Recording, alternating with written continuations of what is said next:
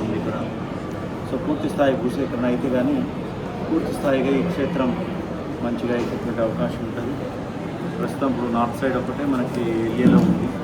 అదే దీనికి ప్రధాన రహదారి ఒకటే ఇరుకగా ఉంది. అదొకటి ప్రధాన రహదారి వచ్చేటటువంటి నంది సర్కిల్ నుంచి వచ్చేటటువంటి కూడా చాలా ఇరుకగా ఉంది. అదే కాకుండా ఇది ప్రత్యామ్నాయ దారి కూడా ఆ ఏరియాకి మున్సిపల్ లిమిట్స్ నుంచి రోడ్డు కూడా కలెక్టర్ గారు ఐడెంటిఫై చేసి వాటికి కూడా త్వరలో ప్రతిపాదనలు సిద్ధం చేసుకుని మాస్టర్ ప్లాన్లో భాగంగా టెంపుల్కి మొత్తం కూడా 2 రూట్లు ఉంటున్నాయి. పుష్కరాలు కావచ్చు, లేకపోతే ఇతరత్ర బ్రహ్మోత్సవాలు కావచ్చు, లక్షలాది మంది జనం వచ్చినా కానీ మనకి ఏ విధంగా ఇబ్బంది లేకుండా గోదావరి స్నానం చేసుకొని డైరెక్ట్గా వచ్చేటట్టు, మన తర్వాత దర్శనం సులువుగా అయ్యేటట్టు చేయడం.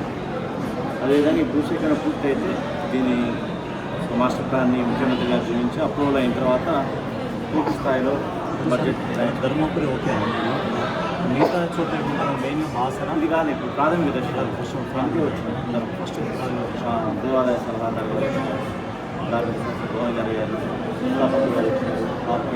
దీనికి ఏమన్నా ప్రపోజల్స్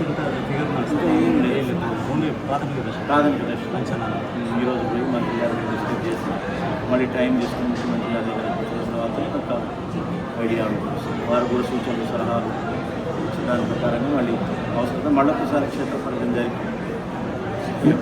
మాస్టర్ ప్లాన్ ఒకటి, పరిక్రమ దేవాలయ పరిక్రమ ఇక మనం మొత్తం కూడా 4 ద్వారా ప్రపోజల్ దేవాదాయ కమిషనర్ వచ్చిన